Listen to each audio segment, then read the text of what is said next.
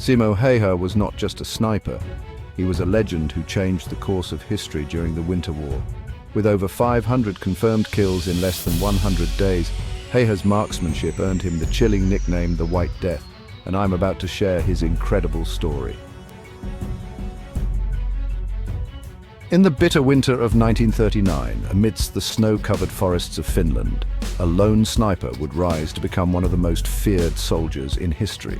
SIMO HÄYHÄ, a quiet Finnish farmer, would become the Soviet Army's worst nightmare. During the Winter War, from 1939 to 1940, Finland was invaded by the Soviet Union, a conflict that pitted a small, ill-equipped Finnish force against one of the largest armies in the world. HÄYHÄ's unmatched skills as a sniper, honed in the harsh wilderness of Finland, played a critical role in defending his homeland. This is the story of SIMO HÄYHÄ, the White Death.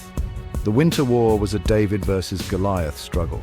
Finland, with a population of only 3.7 million, faced an overwhelming Soviet force of nearly 1 million soldiers. Not only were the Finnish soldiers vastly outnumbered, but they also lacked the heavy artillery, tanks, and modern weaponry the Soviet forces possessed. Adding to this challenge was the brutal Arctic winter, with temperatures dropping as low as -40 degrees Celsius or -40 degrees Fahrenheit. These were conditions that most would find unbearable, but for SIMO HÄYHÄ, they became the perfect hunting ground. HÄYHÄ's success wasn't just about his skill with a rifle, it was about his ability to adapt to the unforgiving environment. Finnish soldiers, using their knowledge of the local terrain, relied on guerrilla tactics and exceptional snipers like HÄYHÄ to slow down the Soviet advance. But even in these challenging circumstances, HÄYHÄ's achievement stood out as extraordinary. Born in 1905 in the rural farming village of Rautjärvi, Finland, SIMO HÄYHÄ lived a humble life as a farmer and hunter before the war. Growing up in the wilderness, HÄYHÄ learned how to shoot from a young age, developing a deadly precision with his rifle that would later serve him in combat. He became an expert in tracking animals and moving silently through the dense forests, a skill set that translated perfectly to his role as a sniper. When the Winter War broke out in November 1939, HÄYHÄ enlisted in the Finnish Army's 6th Company, Infantry Regiment 34. What set HÄYHÄ apart from other snipers was not just his accuracy, but also his meticulous preparation and unique tactics.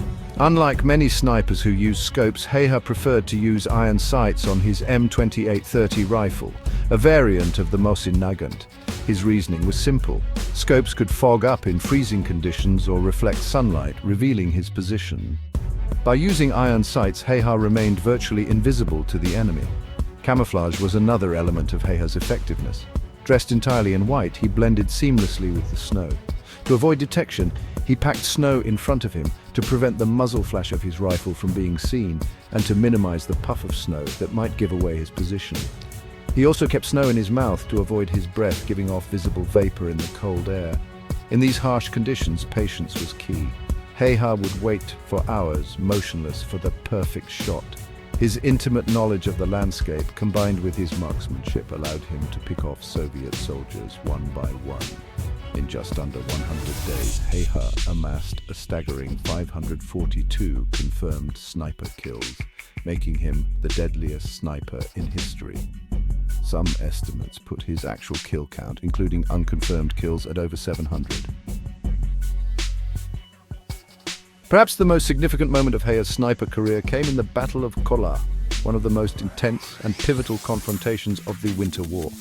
The Soviets, frustrated by their inability to break through the Finnish lines, sent wave after wave of soldiers into the Kollaa front. HÄYHÄ was stationed in this sector, and over the course of several weeks, he single-handedly decimated entire Soviet units. His presence on the battlefield became so feared that Soviet soldiers began to refer to him as the White Death, believing he was more myth than man. Despite the Soviets' best efforts, including counter-sniper teams and artillery barrages aimed at eliminating him, HÄYHÄ remained elusive. His effectiveness forced the Soviets to alter their tactics, and their morale was significantly shaken by his near-constant attacks. However, HÄYHÄ's career as a sniper nearly ended on March 6, 1940, when he was shot in the face by a Soviet soldier. The bullet shattered his jaw and blew off part of his cheek, leaving him gravely injured. Despite this, HÄYHÄ miraculously survived, and after months of recovery, he returned home a national hero. SIMO HÄYHÄ's legacy as the White Death remains unmatched.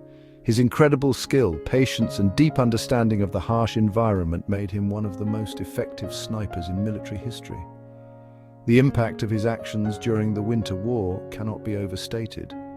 His presence on the battlefield not only saved countless Finnish lives, but also delayed the Soviet advance, allowing Finland to negotiate more favorable terms in the peace treaty that ended the war. HÄYHÄ's story is one of resilience, precision, and an unwavering dedication to his country. Today, his legacy continues to inspire snipers and military historians worldwide. He wasn't just a man with a rifle, he was a symbol of Finnish resistance, a testament to the power of one individual to change the course of history. If you found SIMO HÄYHÄ's story as fascinating as I did, be sure to check out our other articles and videos on famous military figures and epic battles. What do you think about SIMO HÄYHÄ's legacy? Could there ever be another sniper like him? Let us know your thoughts in the comments below.